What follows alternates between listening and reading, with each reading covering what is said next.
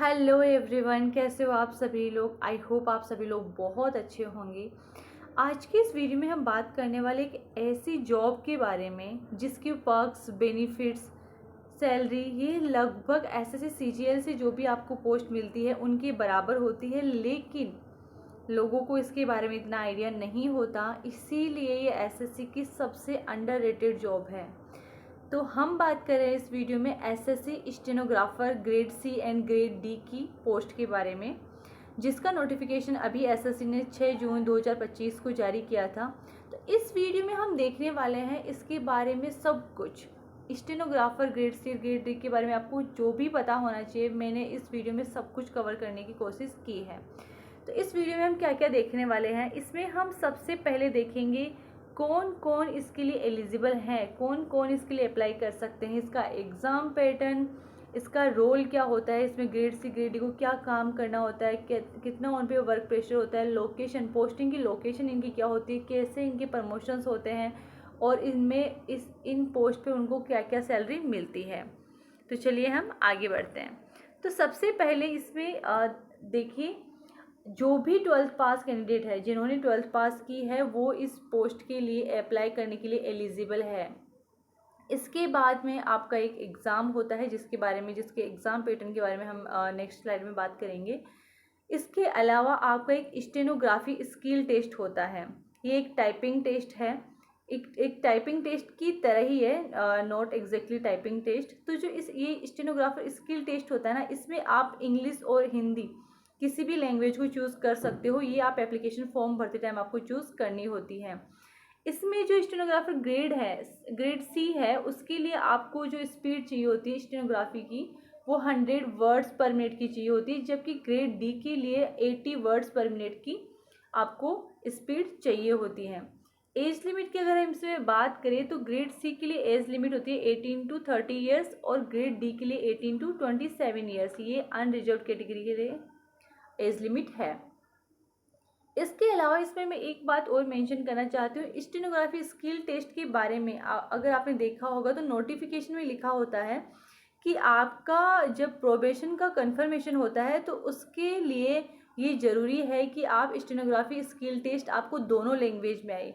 मतलब आप जब भी आपका एग्ज़ाम होता है तब आप किसी भी एक लैंग्वेज में स्टेनोग्राफी सीख सकते हैं और आप अपना टेस्ट क्लियर कर सकते हैं, लेकिन आप जब ज्वाइन कर लेते हैं उसके बाद आपका कंफर्मेशन होता है प्रोबेशन का, तब आपको दोनों लैंग्वेज में स्टेनोग्राफी आनी चाहिए।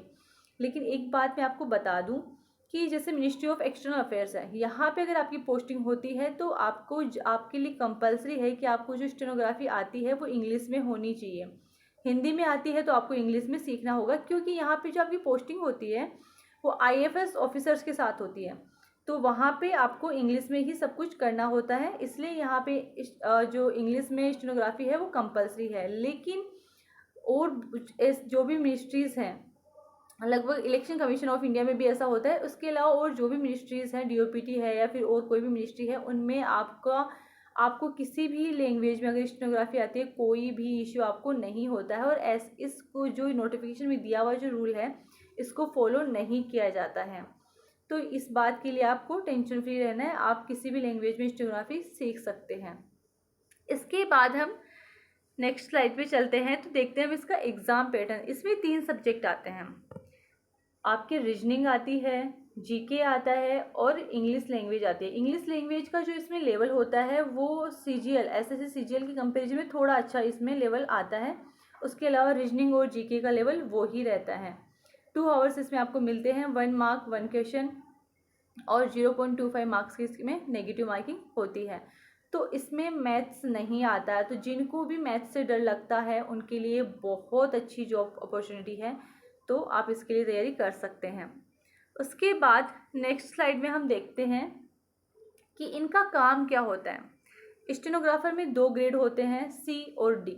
दोनों के काम में ज़्यादा डिफरेंस नहीं होता है, लेकिन फिर भी जो डिफरेंस होता है मैं आपको बताती हूँ। अगर हम ग्रेड सी की बात करें तो ग्रेड सी के जो स्टेनोग्राफर्स होते हैं उनकी पोस्टिंग ज़्यादातर under secretary, deputy secretary, director, joint secretary या फिर सेक्रेटरी जो होते हैं ऑफिस में, मिनिस्ट्री में, उनके साथ इनकी पोस्टिंग होती है। उनको ये असिस्ट करते हैं, उनकी जो भी ऑफिशियल वर्क होते हैं, जो भी उनकी जैसे मीटिंग्स वगैरह अरेंज करनी होती है, उनको शेड्यूल करना होता है, मीटिंग्स में मिनट्स तैयार करनी होती है, वो सब करना, ये सारे काम इनके ये जो पर्सनल स्टाफ होता है, जो स्टेनोग्राफर्स होते हैं, वो ही करते हैं। अगर किसी जो भी ऑफिसर है, हायर ऑफिसर है, अगर उनको कोई अपनी आईपीआर फिलअप करनी है या फिर उनको अपने टीए बिल्स, मेडिकल बिल, ये सब क्लेम करने हैं, तो ये सभी काम भी वो अपने स्टेनोग्राफर्स के थ्रू ही करवाते हैं। इसके अलावा कभी कभी उन्हें कुछ ड्राफ्ट करने के लिए जैसे कोई लेटर ड्राफ्ट करने के लिए, नोटिस ड्राफ्ट करने के लिए भी दिया जा सकता है। तो ये मेनली इनका काम होता है। इसके अलावा अगर हम बात करें ग्रेड डी के बारे में, तो ग्रेड डी में आपकी जो पोस्टिंग होती है वो जनरली अंडर सेक्रेटरी या फिर सेक्शन में होती है, सेक्शन ऑफिसर के अंडर, जहाँ पे आपको जो जैसे मीटिंग्स वगैरह तो यहाँ पे इतनी नहीं होती है, लेकिन आपको जो भी एएसओ का काम होता है, जैसे कि नोटिंग एंड ड्राफ्टिंग, उसमें आप असिस्ट करते हो सेक्शन ऑफिसर को, ये काम आपका इसमें होता है। लेकिन जो आपकी स्टेनोग्राफी जो आपने सीखी है, उसका क्या, उसका बहुत ज़्यादा यूज़ नहीं होता है। बाई चांस उसका कभी से कभी यूज हो सकता है, अदरवाइज जैसे मेरे मिनिस्ट्री में जो स्टेनोग्राफर्स हैं वो बताते हैं कि वो अब इसका कोई यूज़ नहीं करते हैं। वो सिर्फ जैसे नोटिंग, ड्राफ्टिंग, इनसे रिलेटेड काम करते हैं, या फिर बेसिक जो सीनियर्स हैं उनको असिस्ट करने का वो काम करते हैं। तो ये हो गया इनका जॉब रोल का। तो इन पे इतना वर्क प्रेशर भी नहीं होता है। हालांकि ये आपकी सीट पे भी डिपेंड करता है कि आपको कौन सी सीट मिली है, इसलिए कभी कभी ऐसा हो सकता है कि कोई सीट ऐसी हो जहाँ पे कोई ऐसे सीनियर्स हो, तब आप पे वर्कलोड हो सकता है। अदरवाइज ग्रेड सी में हो या ग्रेड डी में हो, स्टेनोग्राफर की जो पोस्ट है उस पर इतना वर्कलोड नहीं होता है। आप स्टेनोग्राफर की पोस्ट लेने के बाद आप आगे सीजीएल की तैयारी भी कर सकते हैं। कई लोग यूपीएससी की प्रिपरेशन भी इसके साथ करते हैं, तो ये इसमें बिल्कुल पॉसिबल है। इसके बाद हम नेक्स्ट देखते हैं इसमें सैलरी, जो कि आपके लिए सबसे ज़्यादा मोटिवेशन का काम करेगी। सैलरी की अगर इसमें बात करें तो ग्रेड सी में आपको एक बात मैं यहाँ पे बताना चाहती हूँ कि ग्रेड सी में कुछ ऐसी मिनिस्ट्रीज़ हैं और कुछ ऐसे कमीशंस हैं जहाँ पे आपकी जो सैलरी होती है वो लेवल 7 के अकॉर्डिंग होती है, मतलब वहाँ पे आपको लेवल 7 में रखा जाता है। लेकिन कुछ ऐसी मिनिस्ट्रीज़ भी हैं जहाँ पे आपको अभी भी लेवल 6 में रखा जाएगा अगर आप ग्रेड सी में वहाँ पे ज्वाइन करते हो। तो लेवल 7 वाली मिनिस्ट्रीज है जैसे ministry of external affairs, AFHQ, election commission of India, यहाँ पे आप जाते हो तो लेवल 7 आपको मिलता है, जहाँ पे 4600 ग्रेड पे आपको होता है, जबकि लेवल 6 में आपका 4200 ग्रेड पे होता है। बेसिक पे इसी के अकॉर्डिंग चेंज होता है आपका 35,400, और अगर 4600 ग्रेड पे है तो 44,900। इसमें फिर आपका DA, HRA, TA, ये सभी मिला के आपकी जो ग्रोस सैलरी बनती है वो लेवल 6 में 70,000 के अराउंड बनती है, और आपकी लेवल 7 में 88,000 के अराउंड बनती है। इसमें मैंने जो HRA लिया है वो XCT के अकॉर्डिंग लिया है। उसके अलावा आपकी कुछ जैसे NPS, CGHS, CGEGIS, इंश्योरेंस वगैरह, इन सब के पैसे भी आपके कटते हैं। तो सब कुछ डिडक्ट करने के बाद, लगभग 6 से 7 हज़ार डिडक्ट करने के बाद आपकी जो इन हैंड सैलरी बनती है वो लगभग लेवल 6 में 62,000 के अराउंड, और लेवल 7 में 81 या 82,000 के अराउंड आपकी इन हैंड सैलरी बनती है। ग्रेड डी में अगर हम बात करें तो ग्रेड डी में आप किसी भी मिनिस्ट्री में आपकी पोस्टिंग हो, आपको लेवल 4 पे ही रखा जाता है। 2400 ग्रेड पे आपका होता है। बेसिक पे आपका 25,500 होता है। बेसिक पे में आपका DA, HRA, TA, ये सभी मिलाने के बाद आपकी जो ग्रोस सैलरी बनती है वो अराउंड 52,000 बनती है। तो आपकी इन हैंड सैलरी लगभग 46,000 के अराउंड होती है। ये हो गई इसमें सैलरी की बात। अगर हम बात करें इसमें पर्क्स के, तो देखिए इसमें जो भी गवर्नमेंट ऑफिसर को, गवर्नमेंट जो सर्वेंट होते हैं उनको जो भी पर्क्स मिलते हैं, जो भी बेनिफिट्स होते हैं, जैसे कि क्वार्टर के उनको जो पेंशन का होता है NPS में, और उसके अलावा जो भी उनको ये सब जो भी उनको पर्क्स वगैरह मिलते हैं, वो सारे पर्क्स आपको स्टेनोग्राफर में भी मिलते हैं। ठीक है, जो भी लीव्स वगैरह हैं वो सारी आपको सेम टू सेम आपको स्टेनोग्राफर में भी मिलती है। तो वो कोई इतना बड़ा इशू इसमें नहीं आता है। इसके अलावा हम इसमें नेक्स्ट देखते हैं प्रमोशंस के बारे में। प्रमोशंस की अगर मैं बात करूं तो स्टेनोग्राफर में आपके प्रमोशन CGL से अगर मैं कंपेयर करूं तो काफ़ी अच्छे इसमें प्रमोशंस होते हैं। ग्रेड सी से आप 5 ईयर्स के बाद एग्ज़ाम के थ्रू, ग्रेड डी से आप 5 ईयर्स के बाद एग्ज़ाम से ग्रेड सी में आपका प्रमोशन होता है, और अगर आप डायरेक्टली ग्रेड सी पे लगते हो तो आपके ये 5 ईयर्स बच जाते हैं।